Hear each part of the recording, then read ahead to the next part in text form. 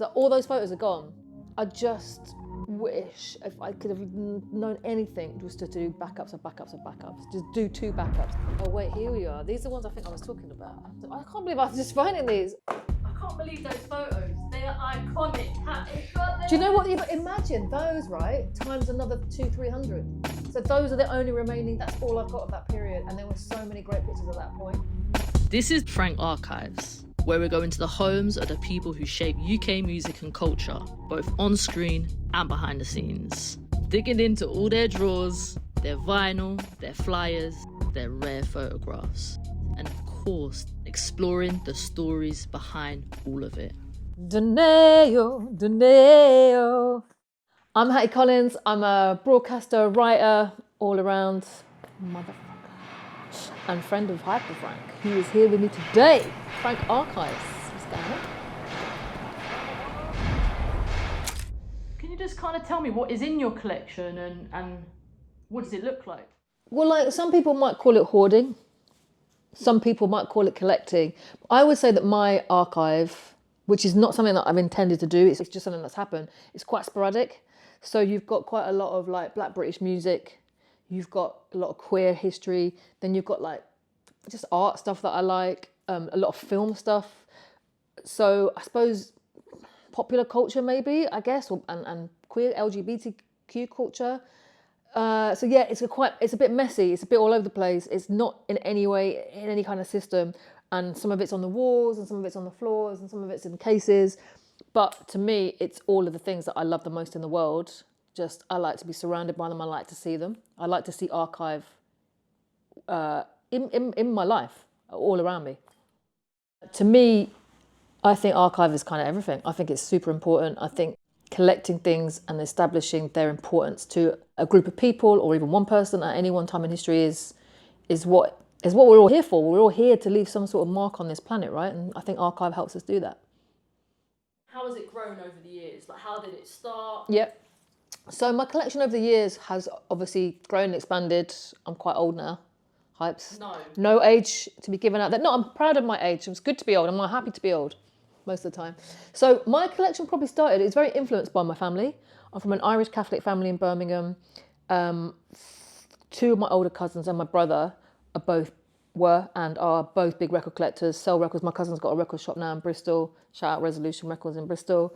Bath. Oh my God, he'll kill me. In Bath. And my other cousin still goes to record fairs and buys and sells.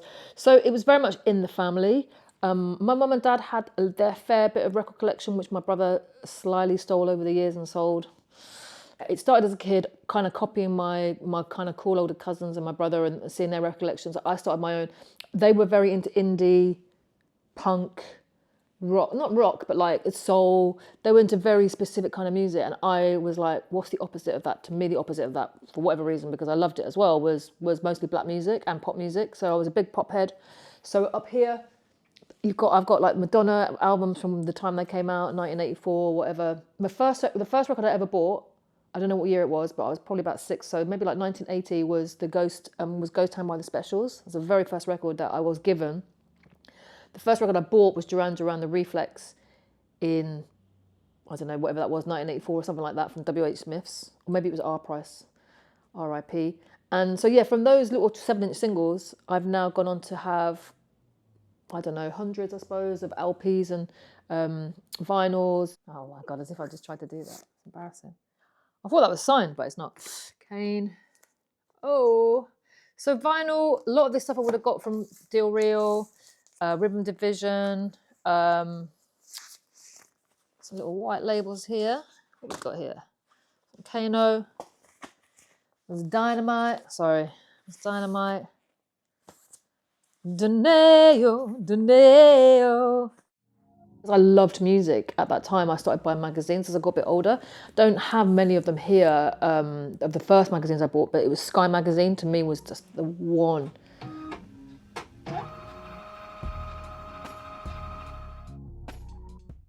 I lived in a place called Kingsheath in Birmingham. So Birmingham's like, it's a big city. I had access, through youth club to a lot of music, and I wasn't sheltered in any way, but we didn't have like the internet. I remember walking to local newsagents and seeing, I think it was like Luke Perry or Jason Priestley from 90210, which as a kid, I was obsessed with that show. Or maybe it was Prince, whoever it was. And I was like, oh my God, like I've gone from looking at, the Beano and Whizzer and Chips as a kid, to then seeing the stuff on TV that I was watching in the shop. And I was like, oh my God, this is amazing. But what I loved about it was that it would go to different places around the world and tell you about, I remember reading about the favelas in Brazil and how life was for kids there. I remember reading about studs in New York and that whole culture. So I learned all about things around the world that was very interesting to me. So yeah, that was what Sky Magazine was. And I remember going into newsagents and just being like, oh, I feel like I want to know about this stuff. Like, now we just pick up the phone and we just Google, we go on people's Instagram.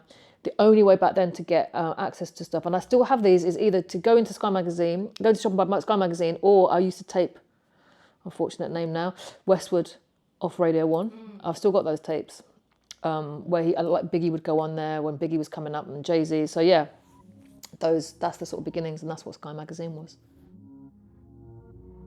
Like, what do you feel like the role that music's played in your life? Man, music, everything. For me, it was a connection to family, big Irish family. We would go over at Christmas or whenever, birthdays, to my auntie's house, and you'd have to sing. You just have to sing a song. If you didn't sing, what's wrong with you? You think you're special. So it was always that. And my family would always love, actually thinking about it, I'm just thinking about this now. My family have always been very into like R&B and soul, like Ella Fitzgerald, Billie Holiday. They were the big, I don't know if it's like an Irish thing connecting to a lot of black soul music, black R&B, I don't know. They also liked a lot of Irish rebel songs, so we used to sing all the Irish rebel songs. As I got older, and I didn't realise this at the time, but because I don't think I even understood the lyrics at the time, but Prince has got a song called I Would Die For You. And the beginning of the song is, I'm not a woman, I'm not a man, I'm something you can never understand. Jeez! So this is like, I don't know, 88, 89, 90, I don't know what the dates are, but it's certainly a long time ago. And Prince was, as far as we know, to all intents and purposes, a heterosexual guy, but he very much played with gender. And I just unknowingly, unconsciously was very, very drawn to that. Same with Madonna. I loved Prince and I love Madonna, and Madonna did so much stuff for the queer community. Now, there are probably things that we can argue about all day, left and right, that she's done wrong, and I'm not going to defend her on that. Yes, fine. But she certainly did a huge amount. Going on mainstream talk shows with like known lesbians, and like not even just going like being friends with them, hinting that they were hanging out, and they were, like she's had girlfriends, you know what I mean? And so music for me, in terms of queerness, was a huge thing. In terms of like initially rap and grime, I think feeling like an outsider because of my sexuality, but not necessarily responding to the music, openly queer music. I appreciate it and love it now, but at the time didn't really speak to me. I wasn't really understanding what Tegan and Sarah or Katie Lang or these guys were really trying to say, or it just wasn't resonating with me at that time. Probably because of my inner homophobia. It was too gay. That was all my own stuff to work out. But rap music, hip hop, really,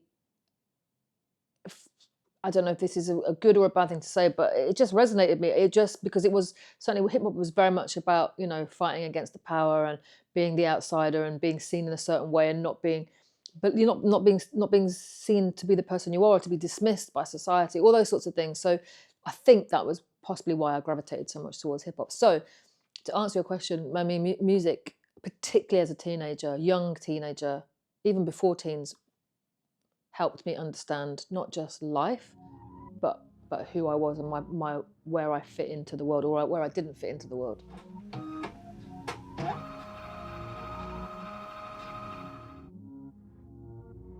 These two things here, Rap Attack by David Toop, not David Tong, and The Source magazine are kind of why I got into writing. So The Source, oh wow, this is how old it is. It's the wrong one in there, but the first one I think I bought was either this or the Mary J. Blige one, and I couldn't believe the access that people were getting to these people, like, so the journalists were getting. I think with this one, the writer's just like hanging out with Biggie on his stoop in Brooklyn, and I was like, oh my God, you can do that? So The Source, this is from like 90, what must be like 93, something like that. Sorry, 95. Yeah, this was, I wasn't anywhere near starting to become a writer at this point, but these sowed the early seeds. Also, and a piece of interest, this is the World Trade Center.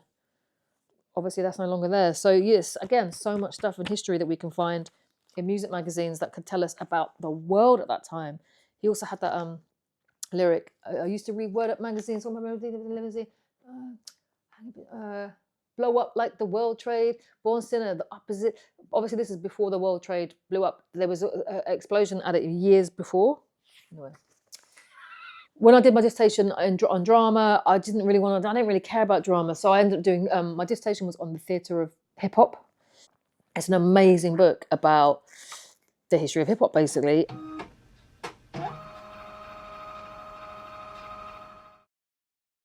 Like, it's really, really early on. So, you know, really, like, again, talking of archive, there'll be so many stories in here that will probably contradict how we think about lots of things today. But this is like the real deal, early years hip hop. It's an amazing, amazing book. And it really encouraged me, what is this going to be?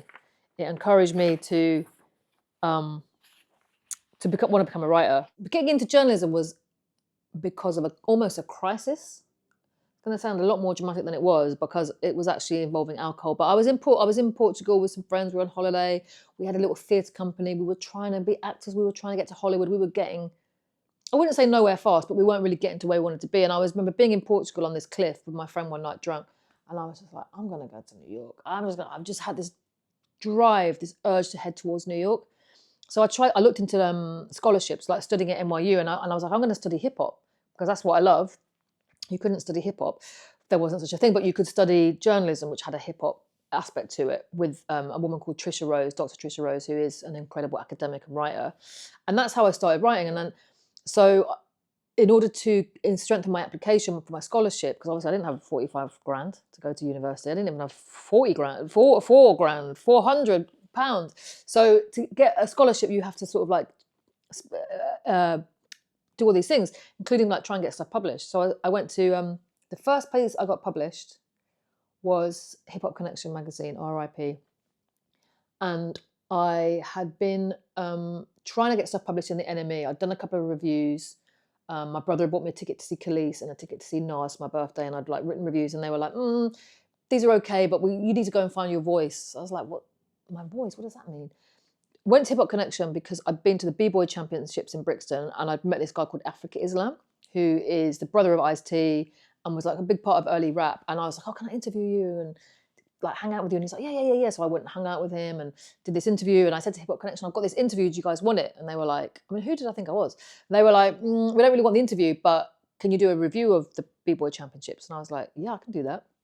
And that was the first thing I got published. And so from Hip Hop Connection, I went to like Touch, and I essentially massaged the truth, blagged a little bit. Oh, I write for Hip Hop Connection. And they happened to be looking for a reviews editor at that time. And unbeknown to me, what would become my very best friend, Chantelle Fiddy, the most integral part of grime journalism, was also there at that time. I was just starting. I didn't know anybody in the industry. I didn't know anyone in music. I didn't have an English degree.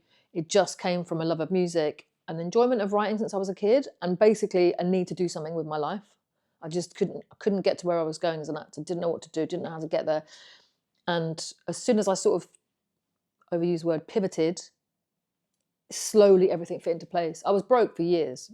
Like, it didn't mean I got paid loads of cash immediately, but I was able to eventually to make a living off writing. So me and Shan were at Touch. Shan was like, you got to listen to this new music. It hasn't really got a name, but there's this guy called Dizzy and he's making this thing. And I was like, it sounds horrible. What is that? It was like just noise to me. I did not appreciate it at all. I wasn't really, now I really appreciate garage and jungle, but I was not really on that. I was just a hip hop head. And back then things were very segregated. You listen to this or you listen to that. But eventually I was like, hang on a minute, Shan, what is that you're playing? And she very generously brought me into that world. So I ended up meeting, like Slimzy, Wiley, Dizzy, different people, later on Skepta and Jamie. I'd managed to get into RWD Magazine through Dan Stacey, who at the time was like music editor, but was also managing. Dan went on to manage lots of people and work with lots of people at 679, Run the Road. He did the Run the Road compilations with Shan, and he also managed I think he managed or signed like the Streets, and he was working with Skinner and Kano, all these different people. So Dan was great. He brought me into RWD. I got in there, I pulled Shan in, And Shan and I persuaded ID to let's do a shoot with Jason Evans, assisted by Tim and Barry. So this is 2005. And we managed to basically shoot. I mean, it was kind of like a grime shoot, but we had like Sway was in there, we had the Mitchell brothers in there. It was like a grime and grime adjacent. So yeah, we just shot the scene.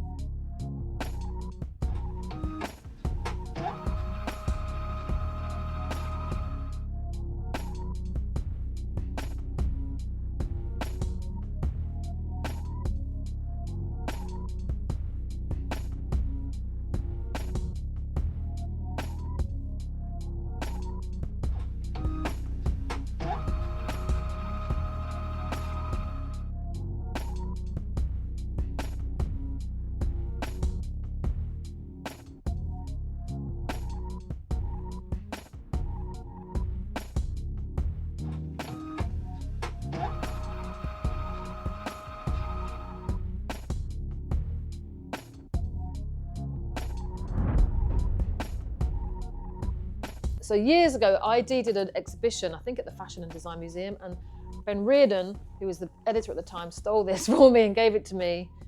So it's a little section, if you can see that, of the 0505. So I want to hang this on my wall. But basically, yeah, this was like part of the exhibition that they did about, I don't know, I think it must be 30 years of ID, something like that. I just don't have anywhere to hang it yet. But Sway, Kano, you got like Sov, you got Stush, yeah, there's Stush. You got Nole, Mitchell Brothers, Skinner. Yeah, so, look at Kano, he's so young. And Sway. The most recent record I bought was Destiny's Child, Get on the Bus remix, Garage Urban Two-Step. What did you call it? I call it Street Anthems. So this is when we're still discussing what it was called. Garage Urban Two-Step, what do we call it? My hope for the future is to be on top of my game and to be number one in whatever I'm doing. Yeah, mad. Stush. As I said, no late. It's amazing. So yeah, I want to hang this up somewhere. And just to give them a little shout out, Hattie Collins and Chantelle Fiddy, photography by Jason Evans, but Tim and Barry were there on that shoot as well. So they were part of this as well. They were assisting Jason. And another person that died, RIP Jason Evans. We also then did a night, there's a flyer over there called ID Live, which I think we should take credit for being, I think, among the first people back then to put together the very different worlds of like grime heads, rap heads with fashion. Yo-Yo was a big thing in Notting Hill, at the Notting Hill Arts Club. They were amazing, they ran for a long time. I think they probably get a lot of recognition for what they were doing, very similar. They brought all these different worlds in, but I think we really brought in a fashion world. ID were doing nights. So I think they probably said to us, oh, why don't we make this feature you've done, why don't we make it into a night as part of an ID Live? Because they were doing a run of them. I presume that's how it happened. I don't think me and Shan would have gone to them and been like, we should do a night. Pretty sure that they would have suggested it. And we would have just been like, at the time, I know what I'd have been like. I'd have been like, yeah, and worry about it later.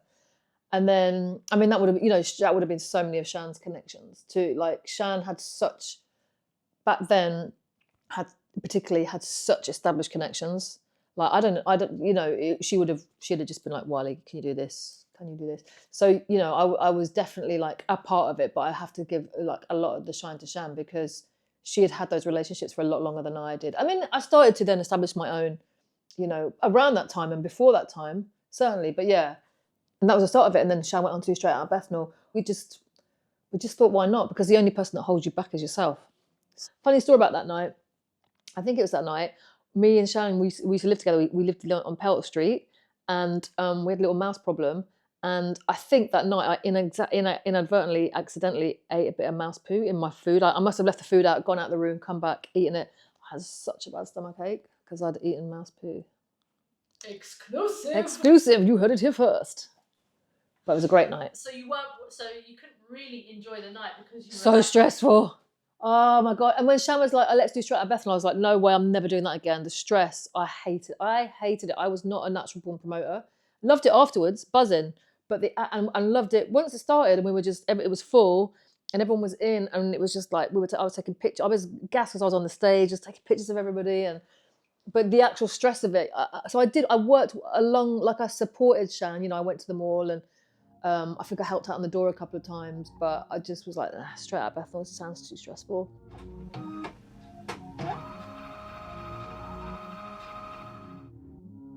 I've got a couple of Boy Better Know t-shirts. One is I Wear My Own Garments, 2008, 9, 10? I can't remember. Maybe later. And then, I don't know, I think Hype seems to think this is 2006-ish. So, Boy Better Know, the t-shirt, the brand, the logo. Straight Outta Bethnal. I don't know which one. I'm going to say the second one, maybe the third one. Jamie, Tinch, Skep, Maximum, Jammer, a couple of other people all came to Straight Outta Bethnal in their skates, because they used to all been skating at the time. So everyone turned up in their skates and they turned up with this t-shirt, which was Jamie's idea to make Boy Better Known to t-shirt. Jamie was just always from the beginning very smart at branding. Like, think about Jamie, just like never signed a label. I've been in the vicinity when Jamie has been offered significant amounts of money, like 6 figures, to sign a deal with like major sports brands, and he's just like, nah, I'm all right, thanks. So they turn up to 333 with their Boy Better Know t-shirts. Everyone's like, what is this? And like, obviously everybody wanted one. I got one that night. Shan got one, and it again, like, I mean, I don't know, if you don't know anything about grime, if you don't know anything about British music, and you see this, I don't know, to me it just speaks volumes, because it's like style, it's like, it's British. Boy Better Know, like you can't say it without saying boy. You can't say it. So yeah, for me, I think it's all peeling now. It's a great example of how in DIY, smart, creative, and also financially alert a lot of the people were back then in the scene. So many of those people, maybe you've never heard of some of these guys. Maybe you've never heard of Jamie, maybe you've never heard of Lethal B, but they have gone on to make like a lot of money with grime as the basis, and then like invested in like businesses or their own businesses and brands. So yeah, this is very precious, but I need to take better care of them because they are getting a bit ruined. So like fashion and grime and like the catwalk became involved, like John Charles Castleback, like Jamie was like walking for him, and ID were putting them in all these clothes, and cassette player and like music. It was just this convergence of music, fashion, art, Shoreditch. Really, a lot of it was around Shoreditch and Bethnal Green, and obviously then we got on to like the Grindy years and like that sort of super like the new rave years. Yeah, of course he did, with Namely and everybody. Yeah, it was MIA. You know what I mean? There was all of this, and at the time there was a lot of discussion of, is Lady Sovereign's not grime, MIA's not grime. It was so territorial. But what I loved about that period, 2005, 2006, Jamie's making t-shirts, Shan's putting on Straight Outta Bethnal, cassette player is styling people, Idea putting people in the magazine. Honestly, when you look back now, you don't know at the time. Like, I look back on other scenes and think, oh, I wish I could have been around for hip hop. Oh, I wish I could have been around when Lee Bowery was doing this thing. Well, you know what? You were around for like a different but as exciting and interesting time. It blows my mind when I think back how creative it was. And bringing it back to archive, these flyers are not just flyers. Like, again, it's all attached to memory, and it all attaches to the importance of what was happening, because it was actually, there was so much negative press at the time about Black British boys, and what I think a lot of this was doing, maybe not purposefully, was actually addressing that balance. So you had such a mixture, an intersection of people, like mostly straight, but there was queer people about, there was white people, there was brown people, there was Turkish, there was black, there was white, there was women, there was men. I don't think there was any non-binary and trans people that I would know of, because I suppose it wasn't how we were thinking about things back then. But maybe I can't quite remember. But there was all sorts of people doing and creating music, art, politics, culture. You look 15 years into the future and how influential Jamie and that whole Jeremy Corbyn campaign was, and how influential the Vice documentary on Form 696 was with Jamie. Like, people were people were incrementally, but really were actually changing the landscape of British politics, I think, at that time. Chantelle was a journalist at the time. She's putting on raves because that's kind of, in her way, she's curating lineups, which really is an extension of an article, really. Yeah. And then, but it's like in a live format. And I've more going back to Elijah and also just those ideas of, you can do many different things, and like one person can write, and I sometimes exploring different things around that and bringing it into, I don't know, just like different realms. That's Tim and Barry were doing live nights. Tim and Barry, like Jamal's another good example. Jamal was just, like, had his camera and then figured out YouTube and then made SBTV. Like, Tim and Barry were taking pictures and then were putting on nights, and then had a record label, and then had like Just Jam TV, Magic and Dirty Canvas, But it's that same culture. If you think about Genius and Slimzy, they didn't invent pirate radio, but that spirit of like DIY. All right, I'll just go up on the roof and put the aerial up. So there's always been this, and I suppose this is why people, and I know people shiver away from this, but that's why people sometimes attach the word punk, which is maybe not quite the right word, but this idea of DIY, very much kind of like, it's quite radical, just like making stuff happen. And you might not be A-trained, this person, you might not know how to do this, you may have never hosted a radio show in your life, you might not know how to mix. Me and Sean had t-shirts that said "We don't mix," made by Kesh, because we didn't mix, but we're like, yeah, we'll just DJ. All right, we've got all the tunes, let's just DJ. So, I'm sure that still happens now, but certainly I think that was another great thing at that time, that people just did not just one or two things, but 3, 4, 5, and everyone. Listen, there was obviously factions and difficulties and arguments, but I'm not saying everyone came together. But like, if you put on a night, people would just come. Kesh and Zazie would come. Cassette Player would come. Skepta would turn up. You would book 3 artists, maybe 3 or 4 artists, 20 would turn up, if not more, because everyone just wanted to get on the mic. So it was a feeling of like freedom and community. It really was a feeling of community. Again, I'm not trying to like gloss over the things that were difficult, because I'm sure there were, but yeah, essentially it was an incredibly creative time. Oh, okay, sorry. So in here, do you want to come around this side? Sorry. This is my excellent organisation, Allow the Mop. Hopefully, is it going to be in here? We're going to find some like Kano stickers. What's that? Oh my God, to Hattie. Thanks for being so nice to me, Brandy. You're welcome, Brandy. Thanks for being so nice to me. There might be a bit of a mixture of... To be honest, Hat, that needs to be framed. I know, it's just stuck in a freaking... What's it? I'm such a prick. Okay, here we go. Some people might say it's just stuff. Why have you got all this stuff? To me, this is so much more than just stuff. To me, a flyer, a sticker, a book, a magazine, a piece of vinyl is a moment in time. I will pick up a cinema ticket that I've kept and be like, yeah, I remember exactly how I felt watching that film. I remember a cinema ticket, Amy Winehouse concert ticket. I'm transported straight back to that time.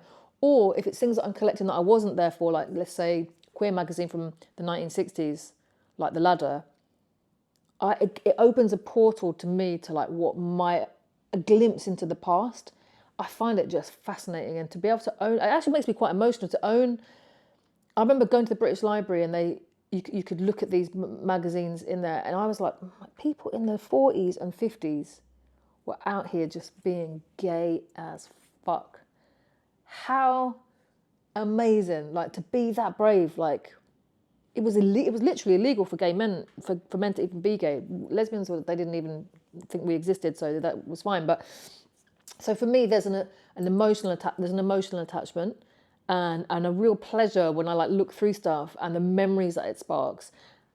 Beyond that, I hope that when I die, that people will go through this and they will feel that same pleasure, or it will help them fill in little gaps or understand things about how life was at this time and before and after.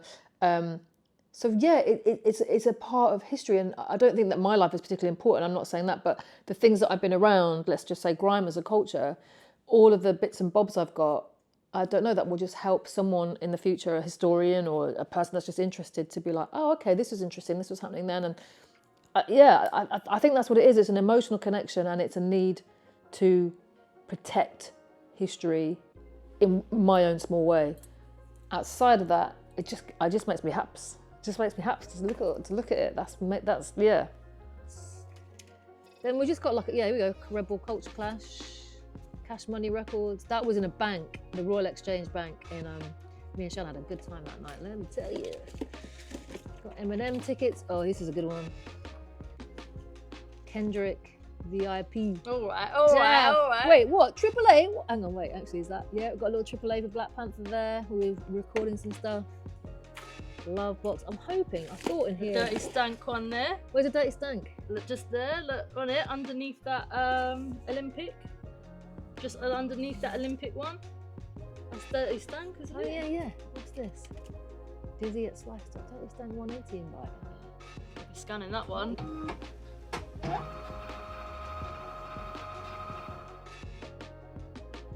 Like, and what, Nikki, yeah? What, a Nikki VIP? Pink Friday, what is that? Oh, that's the Streets, separate. Yeah, I went to interview her at that. MTV Music Awards. Brits. Oh, that was a Brits launch. Timberland at the House of Blues in LA. Oh my God, I smoked a spliff with Sean Paul that night and I lost the plot. I took one pull of Sean Paul's spliff because I'd interviewed him a couple of times, so we knew each other a little bit, say hello to. I was like, let me get a bit of that. Gone. Finished. 3 days later, I came to. Beyonce. Mercury Prize. That might have been the Skepta one. Yeah, 2016. Oh, you remember that? Iconic. I've got a picture of you at that. That's that. Rihanna. Is it? Yeah. I wish I'd known the importance of collecting and filing and doing all the administration around it. Like Tim and Barry, when they started out, the person that mentored them, who I think was Mark LeBon, whoever it was, they said to them, like, whatever you do, guys, archive everything. And they've got like so much stuff.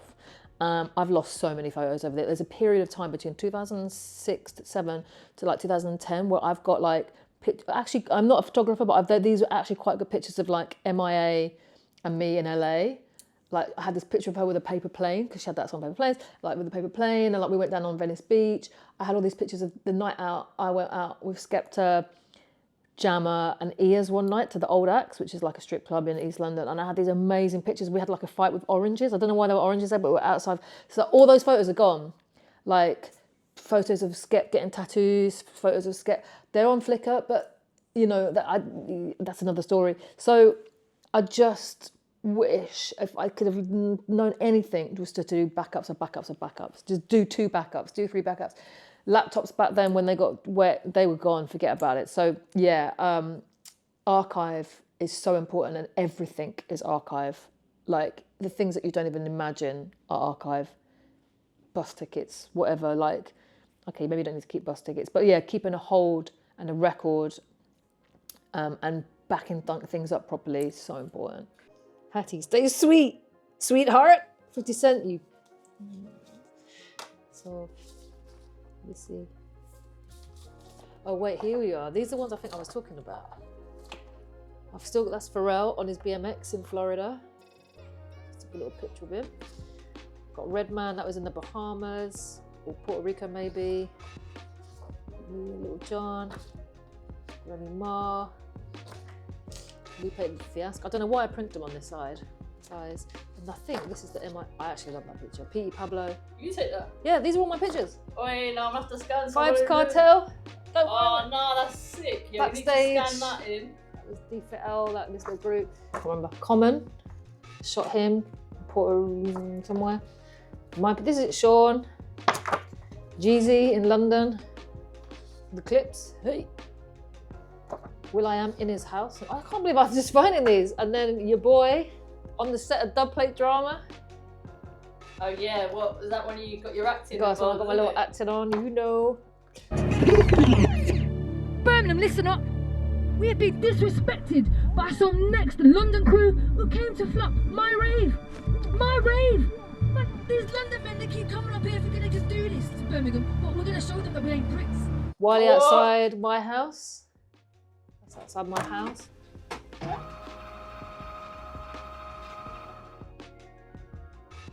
Jamie. He's got lyrics, so it must be... Boy, and the boy, that might be that night. That might be that night. Because it's around, I don't know, maybe it's 2000. Yeah, maybe 2006. That might be one of the Straight Outta Bethnals. Kane. I love this picture of Skep on his phone.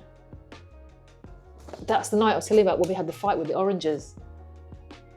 Jammers in full Merkel Man mode and we're in the strip club.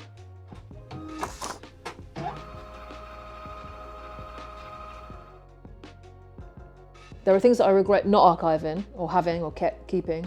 There's nothing that I'm like, oh, why did I bother keeping that? There's not one thing.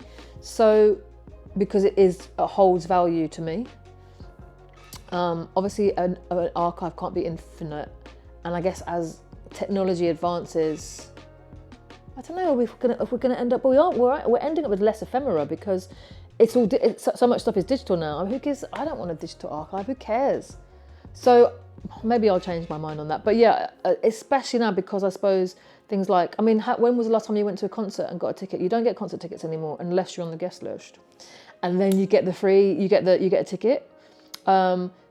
I keep all of those. I've always kept those because, like if you'd gone to see like the Beatles in the 60s and you had that ticket, you're going to be like, oh, that's amazing. T-shirts, same, when you buy it at the time. So what isn't archive, I think, is up to the individual. And I think it's about, it's like an instinctual thing. It's like you figure it out for yourself, what isn't worth keeping. And I think inevitably everyone will regret things that they don't keep rather than things that they do. Because it comes to 20 years time, you're like, oh, just chuck it out, fine. These are iconic. Danny Weed. They're actually quite good, aren't they? But I don't have the freaking originals hyped. I've just got the printouts. I'm scanning, literally, I'm going to scan something in. This is iconic. Pull them aside. And I've just got them fucking, oh, there's Skep's tat.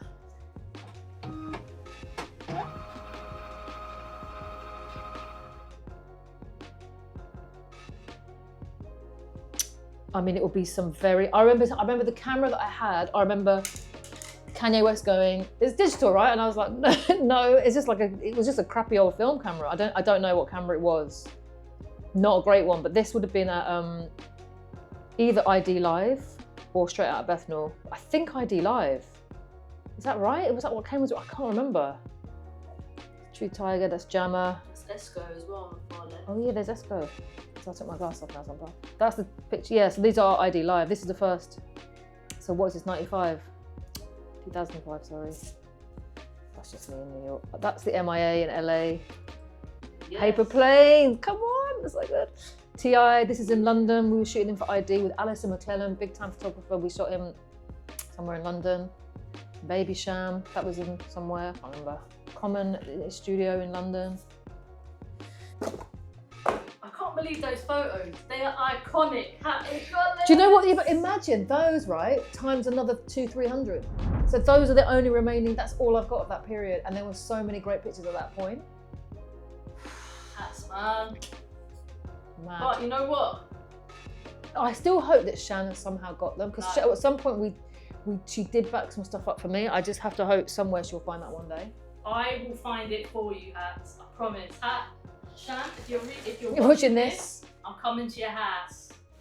It's community grassroots based archiving that actually tells the truth, because mainstream archiving or mainstream reporting on, I mean, if you relied on the Daily Mail or even the Sun or maybe even the Guardian, regardless of the paper, to tell you what was happening in East London in 2002, 1, 2, 3, 4, 2005, 6, you're going to just see a lot of chat about crime, gang wars, drugs, blah, blah, blah, blah, blah.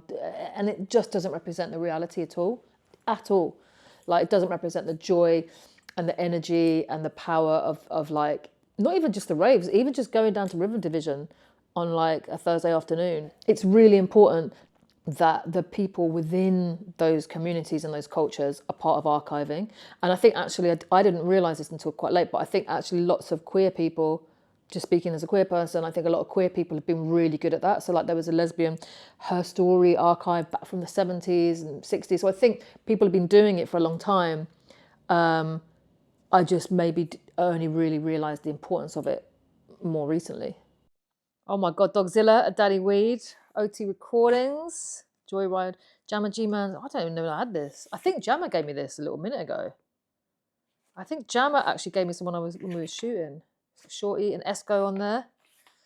Where's the Wiley? Oh, let's put this one up. Here we go. R.I.P. Terror. This is Bruiser. I'm just doing me. £6.99. Ooh, it's expensive. Back in the day. Got Plan B. So I've got a lot of Rewind magazines. Not actually with me, so Hype's has generously donated these for the moment. But I think this is one of the first that I did. I'm pretty sure More Fire was the first issue I did. It seems to say that in the editor's letter as well. And also, what I was just absolutely gassed at is that there's a picture of me in the editor's letter. And it's a picture of me, Plastician, and Jammer. I don't remember where that was took, who took it, but that's so crazy to see. So Rewind magazine was set up around 2001. It was originally called SAS, I think. I came into it around 2005 when the then editor, Matt Mason, went to America to work. It came to me via Amina Taylor, who was the editor of Pride magazine, which was a Black British women's magazine, and I'd done some work for them. Amina recommended me, which was amazing. I went to meet Nigel and the crew. If anyone knows Nigel and Chewy, like you know, if you know, you know. And they were like, yeah, okay. I think they brought me in to. It was very, very, I guess, rough and ready. And although I didn't have any like English language literature training, like I suppose I'd learned a bit along the way. So I kind of came in and just kind of tidied it up a little bit, made it a bit more formally a magazine, introduced some features. And also then, I don't know if this was purposeful, but I also would bring in other voices to it because I just saw the connection of people like MIA and Amy Winehouse. I was like, these people are not obviously making grime and rap, but I know a lot of people. Like I knew, like, I don't know, I like say Skepta would be really into Amy Winehouse. I don't know if he was, but like there would be people that would, you know. So I knew that there was this connection and there was this feeling of British creativity, and so I started to bring in other voices to it. So we had like Lady Gaga in there at some point. Maybe I went too far at some points, but it was very much a grime magazine. Then within grime, we would cover obviously like dubstep, we would cover funky house, we would cover garage, and we would cover like pop and British R&B and all sorts of stuff. So yeah, I was there about 10 years, I think, as editor, maybe a little bit less. And it was a wild and bumpy ride, but it was an interesting one. We would do like 30, 40,000 copies. Like we were printing a lot. I think even more at some points. So yeah, it was pretty big. Yeah, Rewind was amazing. Like you would get, you know, Skepta might pop in, Kano might pop in, Jammer was always popping in, Johnny Cash was always popping in. If I think about Rewind, like we would spend sometimes 2 or 3 days. For some reason, they would persuade us, and people that ran it, Nigel, would persuade us that it was our job to, like, if they'd got some deal with, I don't know, a brand. So we would have to like get the magazine, put in the free CD, put in the sticker, put in the thing, and wrap it all up. Like 70,000 of those. Like we would all be there all weekend, and I'd be like, why are we doing this? So it was very hands-on. It was very slapdash. We did some amazing things. We did an event, I want to say at the O2 with Kano and Adidas. We did a whole like activation in Shoreditch, around Shoreditch High Street with Adidas again, which was like we recreated Kano's bedroom. We did a number of nights, like so many nights. I think me and you might have been at one where some objects may have gone flying. Yeah, you saved my life. You saved, yeah, someone threw a bottle. Well, you know who's involved. We won't say names, but there was someone threw a bottle. My face no case. There was and I grabbed Hype's. Yeah, I think I don't know. I think I was trying to get involved, but like, stop, guys. Well, you were trying to. Like, because I knew them. I was like, yeah, you pulled me, and then literally as you pulled me, a bottle went right near my face. So Rewind was just, it was just, I mean, we used to say at the time, I wish we'd filmed more, and again, I wish we'd documented it more and archived it more. You know, it was a really special time because we did have access to these amazing people, and, you know, like when Skepta started out or Jamie started out, they were just the two guys trying to get on, and obviously they became bigger and bigger, and Kano, or even like Tinchy Stride, Ed Sheeran on the cover of one issue, and it must have been his first cover. We could also just do what we wanted. We could cover scenes that were happening. We had some of the people that came through Rewind as work experience, including, of course, yourself, either work experience or, you know, jobs. Went on to do so many different things, like went on to, you know, work at like major places, like run businesses, and like Emmanuel now, I don't even know what Emmanuel is, just living this life in LA, like managing supermodels, and the launchpads for a lot of people. Lots of people that came into Rewind ended up doing some really interesting things. Obviously yourself, a bit like Live Magazine. A lot of young people came through there, and again, consciously or otherwise, I did try to bring in women, queer people, people of color, black people, Indian. Like I tried to. I mean, again, I'm not trying to sound like some kind of white savior, but there was certainly a very much like, if I could get people in, I would. And I don't think it was like conscious, but it was a really interesting place to work because there were so many sorts of people there, and it was just like, if you're good, you're good. We didn't care about experience; it was really about the heart. So there's like, you didn't have to have done loads of stuff. You just had to know your stuff and have passion, and be prepared to work in absolute chaotic conditions, shouting, chairs being thrown. You might get paid, you might not. Do you know what I mean? All of that sort of going around it. Shout out Nigel and Martin, we do love you. But yeah, there was times when it was just kind of wild. There were certain times when like, I can't say too much about dropping people into it, but sometimes things would happen and we were like, they'd be like, no one can get paid this month because this person has just done this wild thing. So I liked that the energy of the office reflected sometimes the energy of the scene, that it was quite unpredictable and it was making it up as you go along, and it was an amazing place to work most of the time. There's a good one actually, like we did the one extra cover we did years ago, which was like a take of De La Soul, 3 Foot High and Rising, which Dacre did. Shout out Dacre, who was the art director, and then he also did like a Kano Scarface cover as a nod to Scarface. There were so many iconic covers, even just random ones. Like we put Cassette Player on the cover one time, just because we were like, but she's doing something great. I think I regret not having a Jamal cover. Love to have done a Jamal cover. I mean, there was lots of people we just would love to have done, but we couldn't. Often the covers depended on money and who would pay for it, so record labels were paying for it. So to do something like Cassette Player, we would not therefore make money on that cover. So it was hard to actually always do the people we really wanted to do. Actually, I can't believe how much great stuff we did. Oh my God, the Count and Sinden. Sorry, I'll go on to the next one. No, I appreciate it. Oh, there's your boy.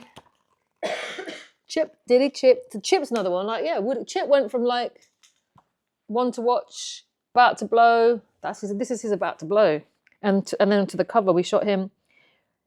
We shot him for the cover in a cinema for some reason in Soho, and I've got some pictures from that day. He turned up on his BMX. There's pictures of me on his BMX. Yeah, so with Rewind, we would always make sure that people inside, even if it was like a tiny little thing, I think like someone like Jamal, for instance, would start out as a one to watch, and then would go on to become like about to blow, and then maybe onto the cover. So we'd always include people in there, like Nye would be in there, or like, you know, whatever, like the big names, small names. There were so many people that were in the magazine in one way or another. Terra Danjah, of course, shout out and rest in peace to Terra. Like, so everybody would be in there at one point or another. Cover-wise, yeah, it's important. You know, if I look at RWD Magazine, they were great for taking risks. Like they put Lady Sovereign on the cover, they put MIA on the cover, they put Lily Allen on the cover. While I was there, we did Dave, we did Stormzy. Bearing in mind, it's obviously a lot way before their careers kicked off. So there is a balance of kind of making sure that people are going to pick your magazine up off the shelf because they know who's on the cover. You know, you have to do that enough times a year, but so that the other times a year you can take a bit of a chance on a new face. And as long as the image is strong, someone like RWD, you're working with the best photographers, the best stylists in the world. So the image is always going to be amazing. And most people that buy RWD weren't really buying it for the cover. Rewind, possibly there would be a bit more of that where people would be like, who's on the cover? But it was free, so of course you're going to pick it up. And you know that even if you don't care who's on the cover, you're going to find someone inside that you love or you want to know more about. So yeah, it's a balance, but making sure that you get a mixture of like the bigger names and the emerging names. It's just something, it's what I do on my show now.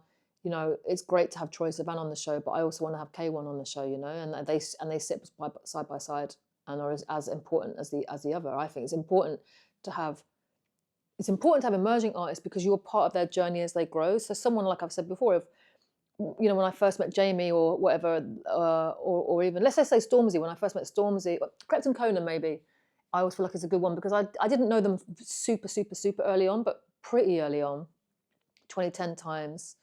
So as they kind of went from this to that, you know, over the years, it's lovely. They're like, hey, how you doing? And they're like, you know, they've had kids now. One of them's had kids now, and they've got this new business on the TV. And, you know, they've seen me go from Rewind to ID to Vogue to Apple. So like we see each other's journeys, do you know what I mean? And so that's why I think you support the new talent because you grow with that talent. I don't think I had much to do with this issue because it was my first issue. I think I just came into it. But as you can see, you've got Adidas on there. Everyone's wearing Adidas. Adidas were one of the few brands, actually, one of the only brands almost, back in those times that would put money into the scene. They put a lot of money into Rewind, were a big support to us at that time. So I do have to shout out Mikey and Gary at Adidas. And of course, Tembi, who was really instrumental. Rest in peace, Tembi. Yeah, I mean, I think that what I love about grime is that the scene is made up of quite a few people like that you might not know about and hear about. Most people will never know about, but actually was so key and such a foundation. So yeah, lots of love to Tembi and her daughter, of course.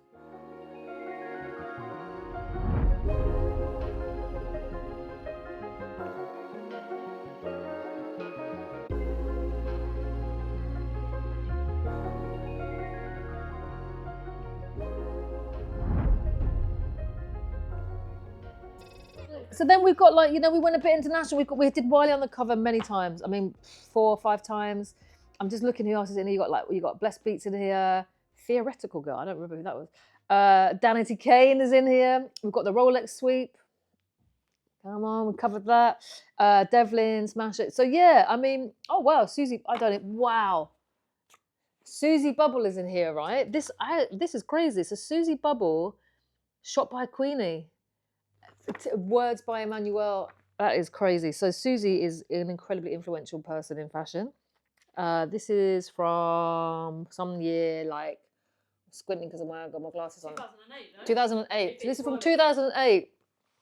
That's what I love about Rewind is that, it's important to remember is that, you know, we were covering mostly London culture. I'm not going to lie and say we were out there in Manchester and that we didn't do a lot. We didn't have the resources to, but we're featuring like people that were just doing so much stuff. Gadgets. You've got like some new-ish BlackBerry. We got Beyonce on the cover of this one. This would have been like, you know, at the time Sony Records, they would have been like, okay, here's some cash. And obviously for us, we were like, yeah, great, we'll put you on the cover of Beyonce. But I think probably what happened was I was doing an interview. What would happen a lot, because I was working for so many people, they would say, oh, Hattie, can you interview Beyonce for, like, I don't know, The Guardian? And is there anybody else you can do it for? And I was like, well, I can always do it for Rewind. So often I would interview Adele, blah, blah, blah, blah, blah, and then do it for Rewind. Sometimes I would be doing them specifically for Rewind, but often I would be doing like Rewind, Cosmo, flipping ID, The Guardian. Sometimes I might do 6, 7 different pieces from one interview. Just hustling. I think when you look through this, I'm actually so impressed. I'm so impressed. To get a hold of these is like gold dust. People would go mad trying to get these things. They actually smashed it. Wow, R.I.P. Steve Sutherland. Do you know what's sad actually? Is people that have since, you know, died, obviously, such as life, you know. But there are physical documents of people that existed. Steve would have been covered elsewhere, but there are people that maybe wouldn't have been written about elsewhere that have since passed away that, you know, they live forever through Rewind. We've got Licky Lion here. The Rewind Forum and the Garage Forum at the time were really the main ways that people communicated.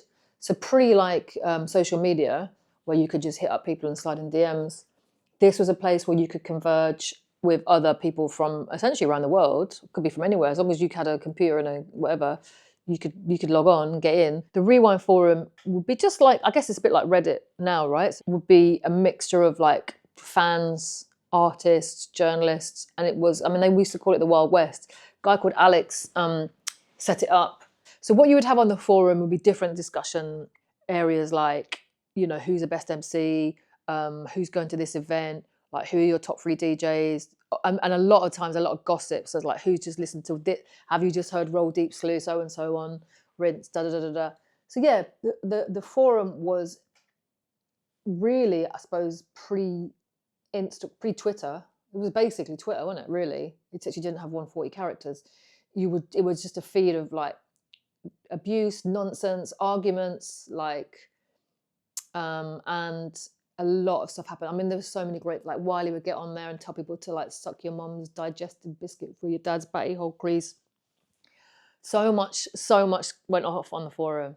It was a legendary place, and I miss the forum every day. This one's an anthem. My controller. Smoother now. Oh, there we go. Yo. It's the thuggish rugged. Yeah, that's a bad. Skepta. So Skepta and Jamie and I go back quite a little way. I guess one of the kind of key moments of my career, quote unquote, what people tell me is the Skepta Red Bull talk that we did in Manchester in 2015, 2016, something like that. People say that it's like the most candid, the most honest he's been. And it was a very interesting interview. It was very like far-ranging, far-reaching. I would need to rewatch it to remember everything we spoke about. But sort of the behind-the-scenes kind of thing of that, I found out that day that my dad was ill. Well, we knew that my dad was ill, but we didn't quite know what was happening. I was waiting to find out just before we went on, like what was going on, because he was at the hospital, they were doing tests, and I was obviously feeling, but the good thing was, I was like, you know what, can't do anything about this now. I'm just going to sit down, I'm going to do this interview, and I just closed my mind up. I didn't tell anybody.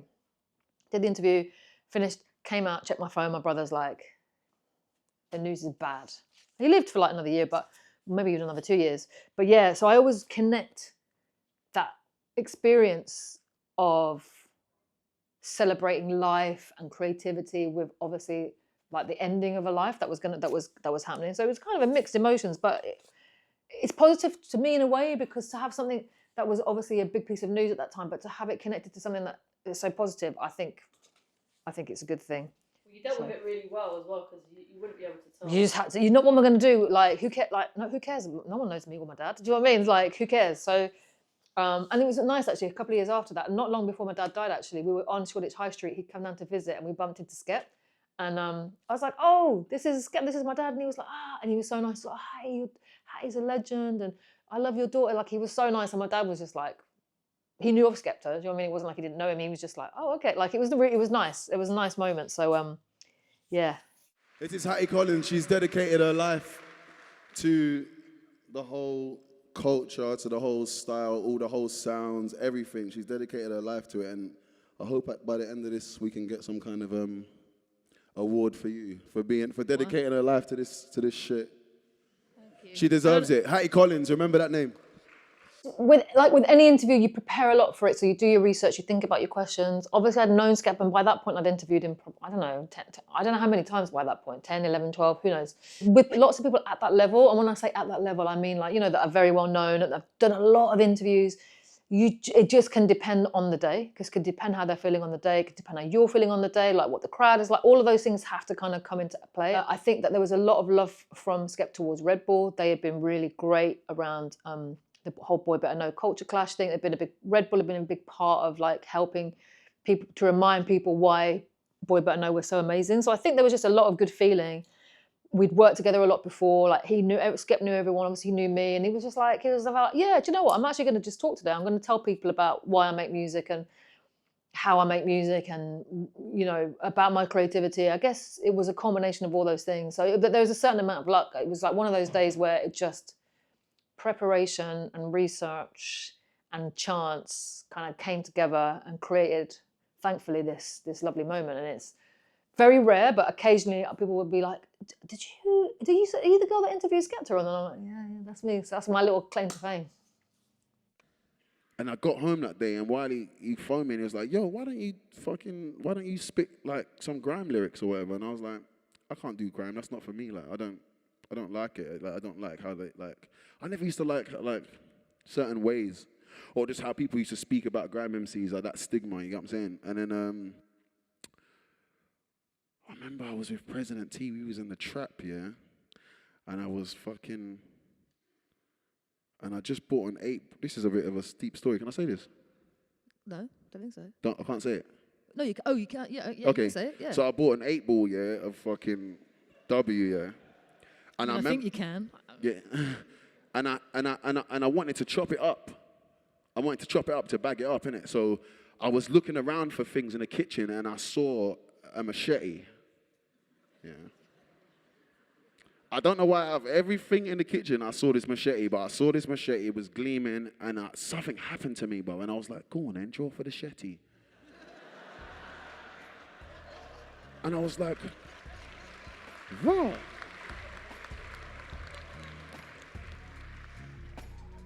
That was your very, very first bar.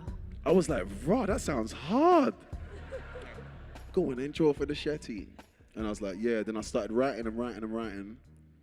And I phoned Wiley. I was like, yo, I got a lyric. I'm ready. So the reason I picked Lord of the Mics DVD, I've got most of them, I think. Probably from Jammer or Ratty. Maybe I bought them. Maybe I got given them. I'm not sure. They came into my possession anyway. And the reason I picked this is because it actually reminds me of Chantelle Fiddy. The amount of times this girl would play the Kano and Wiley clash. Like, we lived together, we lived in Pelton Street, in Bethnal Green, and most times I would come in and Sham would just have the clash on going, like, as though she'd never seen it before, like, oh, he's just killed him. Oh, he's just killed him. Oh, it's a pot. Like, yeah, so it just encapsulates the energy of that time. Also, that the clash was such a big part of grime. Maybe I'm out in the loop, but it doesn't feel quite as much as it. I know it still happens, but it was such a key cornerstone, a key foundation.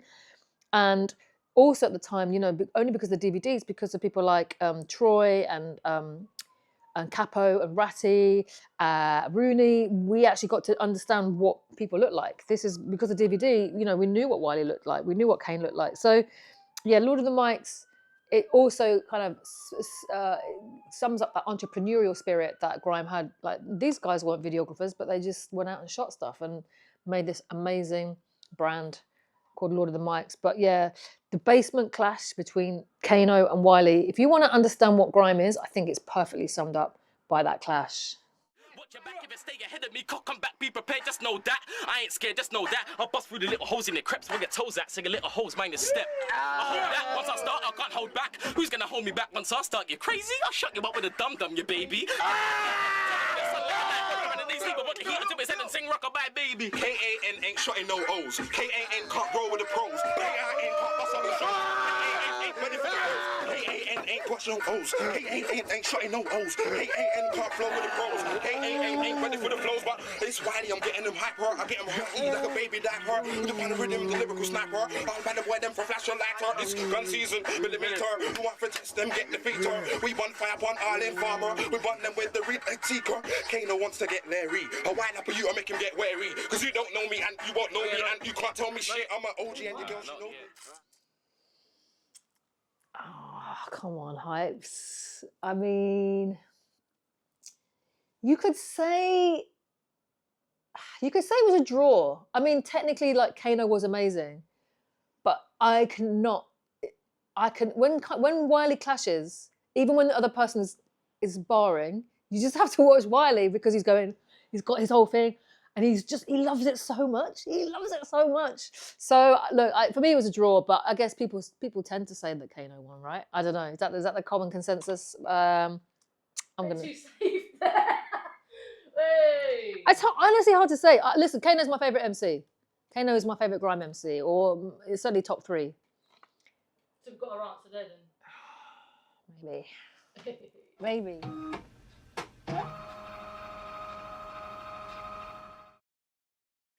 Okay, my next object is this Wiley t-shirt that XL printed at the time for, what do you call it? Treddin on Thin Ice. Thanks, Hypes.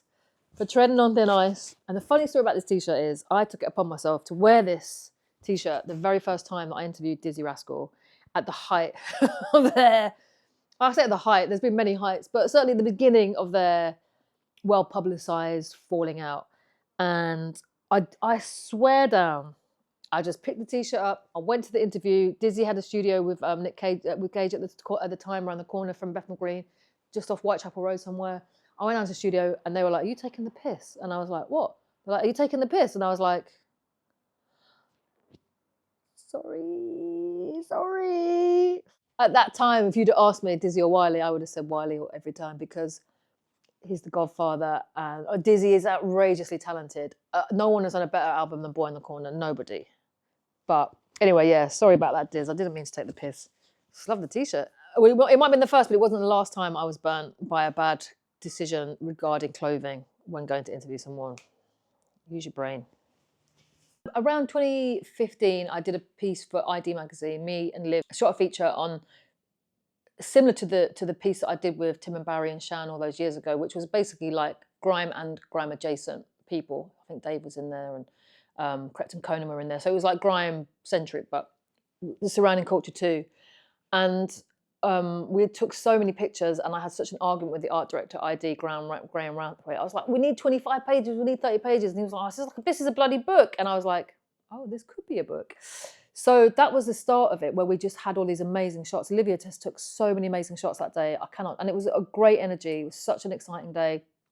We had like Section Boys, we had Stormzy, everyone came down. It was amazing. I wanted something that would like live in the library. I wanted something was just a snapshot of, not even a snapshot, that was a document of what was then, let's say, 12 years of grime, 13, 14 years of grime, whatever. I just wanted it so that it was just a book. It felt like it deserved a book. And I think maybe 1 or 2 books had come out or were about to come out, but it wasn't that thought through.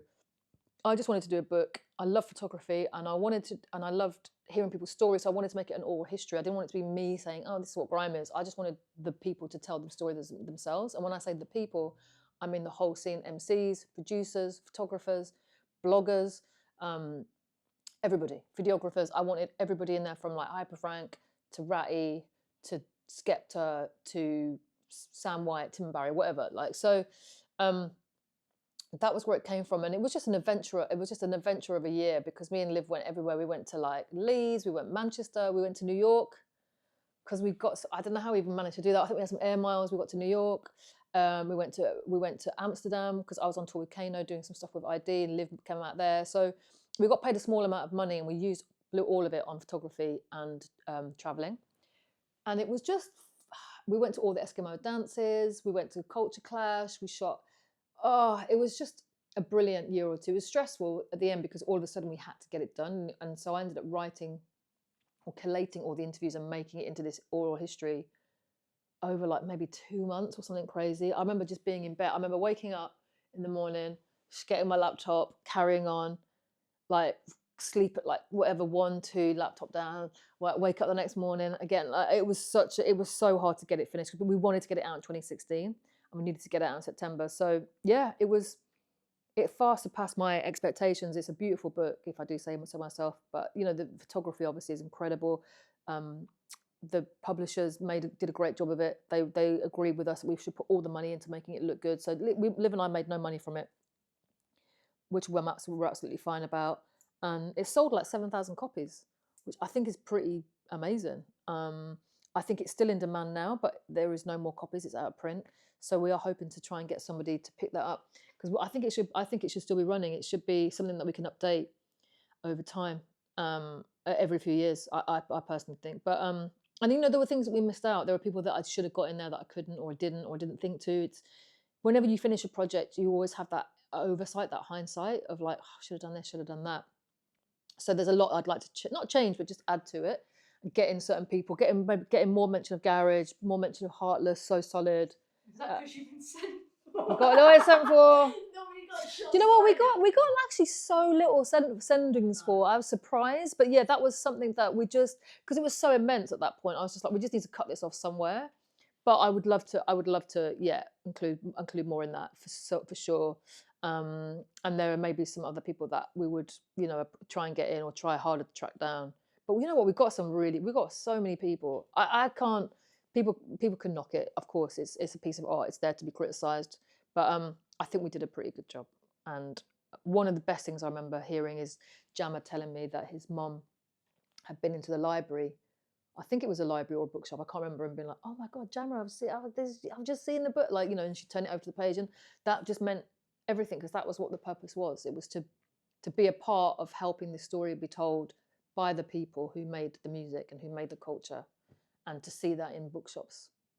That is where it deserves to be, at the very least. This music deserves to be in every bookshop, and it deserves to be shown in art galleries. You know, so yeah, that was the intention.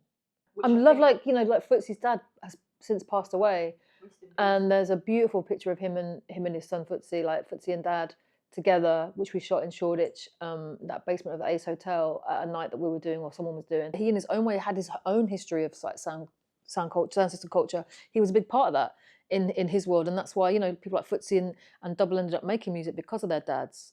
So yeah, the family and mums, the family was really important to me, because if it wasn't for Tinchy Strider's mum letting Dizzy and Tinch chill at their house and make all that racket and make all that noise, what would they have done otherwise? Where would they have gone? So yeah, I think the parents, I mean, again, if we did the book again, like, I would want to try maybe track down Dizzy's teacher. I know he was a big part, or other teachers or politicians. You know, there's lots of voices that contributed to the culture, and I think that's what we wanted to do, is to make sure that we approach it as a culture. It's not always just about the MCs, it's not always just about the superstars at the front of the microphone. It's about the ecosystem around it, which is why, you know, you're in there, Shan's in there, everyone's in there. Actually, we could talk a bit about, I could show the Polaroids as well, because that was a thing I only started doing in 2020, and now I take Polaroids of everyone I interview. What sparked that? I just was like, why haven't I done this before? I don't know. I can't remember. I must have seen someone doing Polaroids, and I was like, why didn't I do this from like 20 years ago? And I just started, now every time I interview someone, I just take a Polaroid. It started, Riz Ahmed was the first one. Yeah, I was definitely intimidated by photography, and because I was around a lot of photographers, because when I started writing, I met so many photographers and became friends with them: Tim and Barry, Sam White, Simon Wheatley, James Pearson Howes, aka Queenie. Like, I was just like, well, they're the photographers. And often, sometimes I would also did not want to get in the way. I'd be like, oh, sorry, like, you know what I mean? Or if I was at shoots, and I didn't really know at the beginning that you're not really supposed to shoot what the photographer's shooting, but most of them actually put up with it. They'd just be like, yeah, it's fine. I'd just be like, can I just get it? So yeah, I've definitely not had the confidence, and I still don't. I don't know why. I mean, I could have, 20 years ago, I should have just tried to do a photography course, just like tried to do one. I say cheap, none of them are cheap, but like, it would have been worth me spending 300 quid, probably, easily worth me spending that just to get the basics. But yeah, I definitely don't have any sort of confidence when it comes to taking pictures. But then when I look back on my old pictures, I'm like, oh my God, there's some amazing pictures here. So yeah, it's annoying.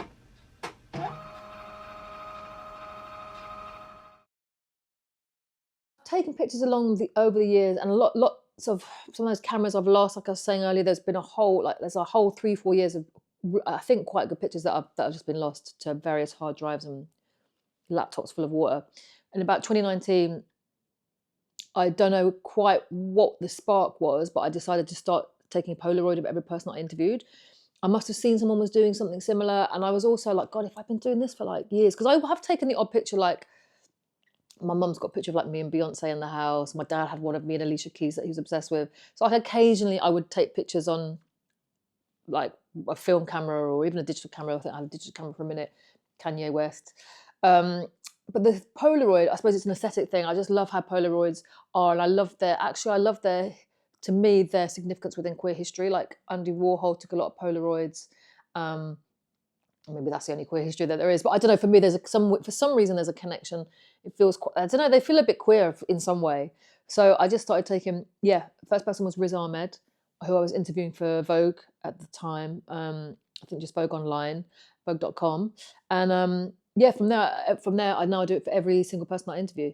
So again, it's just like, well, if when you look back now, they were like, I don't know, Troye Sivan or whatever, is a big superstar, and like when I'm big on a picture, he wasn't that big. That's not the best example, but yeah. So I just love the aesthetic of it, and it's just another archive, another document. It's another way of documenting to me what is kind of happening in pop culture. And what advice would you say to someone trying to like build an archive or? Yeah, just start. But they're not an expert. Maybe you know that intrusive thought. You're not an expert. You're not this. You're not that. I have no idea what I'm doing. Like my brother is an archivist. Like that is, I mean, that's something that he has taught himself. I think maybe he had a bit of education. I don't think so though. he didn't go to university or anything. So like, just start it, because I still don't know what formally an archive is, what an archive is supposed to be, and what makes something an archive or not. I don't consider myself to be a professional archivist at all, but I'm just collecting stuff because I love it. And as I said, it, you know, it connects me to history, it connects me to the past, it gives me such an emotional enjoyment. So yeah, just also because the things, you know, the things that if you are 20 or 50 or whatever it is, the things that you're interested in your section of life, they might not seem that interesting to you, but they have historical significance, if not now, in the future. So just go with it, just do it. Close the app and do the thing. Elijah. I wonder if it is to do with the lack of physical things in our lives now. I mean, everything obviously is on the phone. Like we don't have tickets anymore. We don't have so much of the physical world has gone. And although like things like books and vinyl, like that's actually kind of come back a bit, which is great. Yeah, things like flyers. You still occasionally see flyers, like down on the road here, you'll get like a billboard like thing for like whatever garage club or reunion. But there are so few physical, tactile, real things that you can touch now, like photos. Like people do sometimes print photos out, but I rarely do. And I'm from the era where we used to print photos out. So I think there's actually almost a physical need, and maybe it's also to do with lockdown, like how we were also like stuck on our phones, stuck in the room, stuck on the TV. And how, I don't know, maybe there's something about, being able to touch stuff and pick up stuff. Obviously things like T-shirts exist and, you know, clothing exists and whatever, but DVDs, like photos, those sorts of things now don't exist, or just aren't part of our regular life. So maybe there's a desire for us to look and see and feel stuff.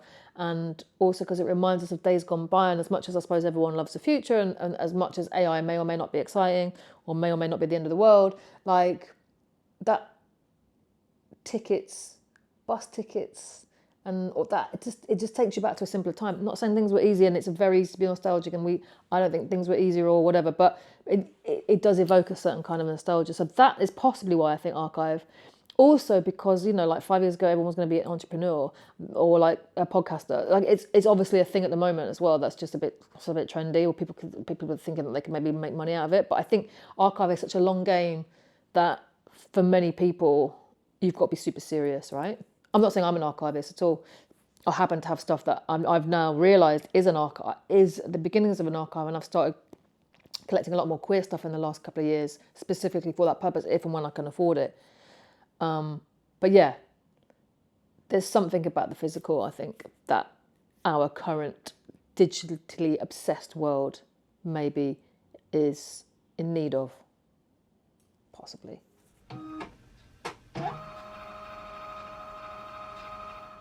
This is, I mentioned, I discussed this with Hypes earlier. This is the Ladder, and it's a very old magazine, queer magazine from like 1966. I bought this when I was in San Francisco. I spent like $30 on it, but it was worth every penny. I'm gonna get it framed. It's just a magazine from the day where people were trying to talk to each other and like communicate. It would come through your door in a plain brown envelope, so it didn't bait anybody as to their sexuality. It's got their statement of intent. So the Daughters of Bilitis was the group.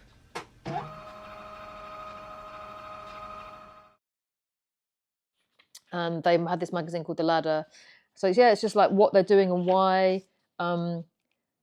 They talking about politics here, about 10 Days in August when they kind of challenged the local government in San Francisco. They've got like little stories.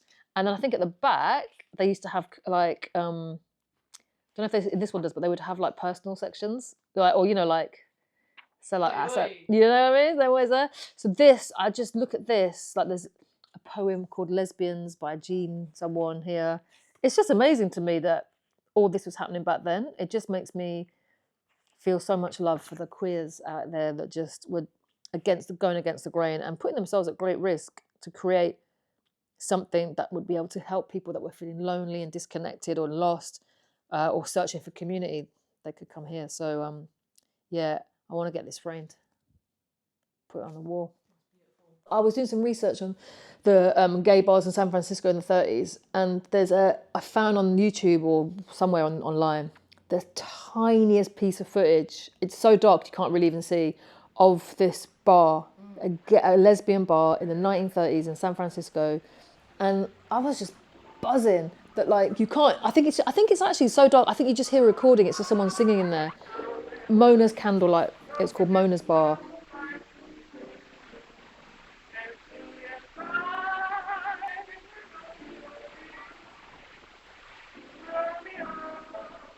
And I was just like, for a minute, felt like I was looking down at my ancestors having their time, knowing that any time the police might come in and arrest them, they could lose their jobs, they could lose their families, they could lose everything if you get caught in a bar like that back in those days. So yeah, this glimpse into the past, whether you were alive or way before you were even alive, it is such an emotional connection.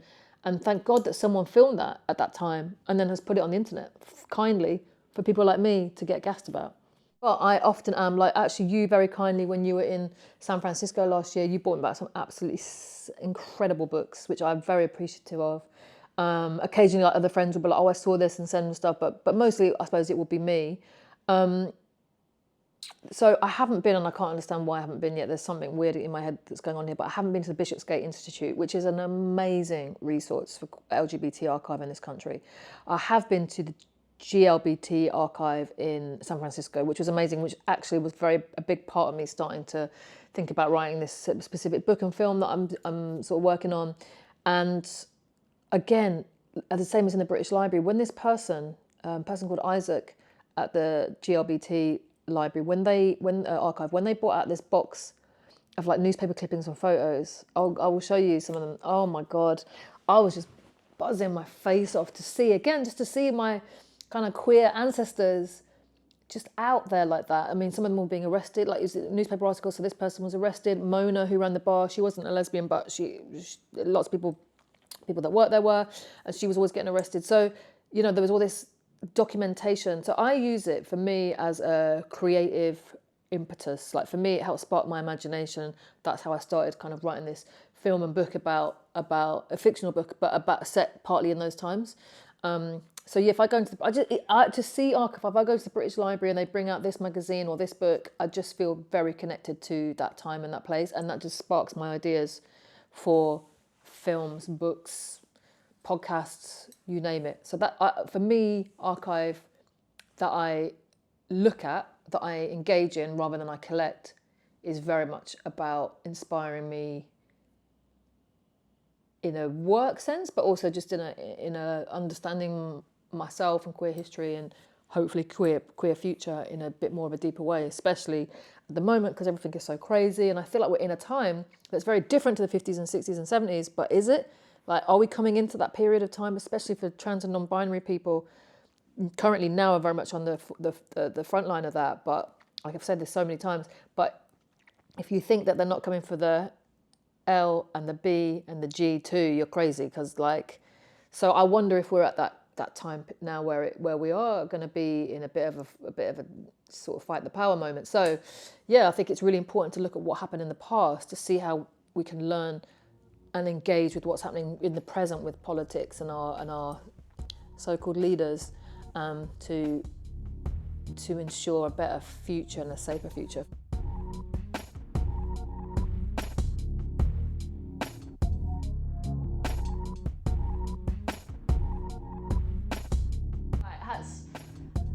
Obviously, I proper appreciate you letting me come to your home and like show me about. I did want to ask. Oh yeah. Yeah. Oh, what's the ask? It's obviously like, is there anything that you would feel comfortable to donate to the Frank Archives archive? Wow. You want me to give you something for the Frank Archives? Is that what you're saying? Well, potentially, yeah. I don't know if there's something you can think about. Do you know what? Actually, there is. There is something I've got. Hold on.